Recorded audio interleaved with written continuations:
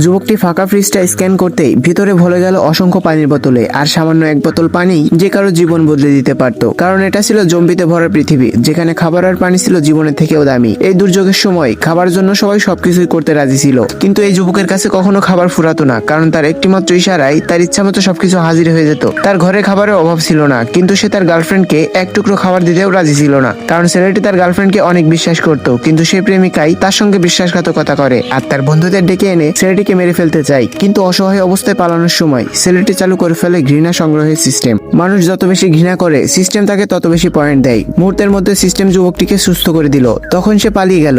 ঠিক তখনই এক অচেনা মেয়ে তাকে পালাতে সাহায্য করলো। পরে জানা গেল ছেলেটি কিছুদিন আগে থেকে 3 প্যাকেট নুডলস দিয়ে সাহায্য করেছিল। তার সামান্য সাহায্য আজ তার জীবন বাঁচিয়ে দিল। বাইরে বেরোতে জম্বি দেখে তারা আবার ভয়ে ভিতরে চলে যায়, আর এদিকে গুন্ডারাও তাদের সামনে চলে আসে। ছেলেটি চালাকি করে বন্ধ দরজা খুলে দেয়, যার ফলে জম্বিরা ভিতরে চলে আসে, আর এই সুযোগে তারা পালিয়ে যায়।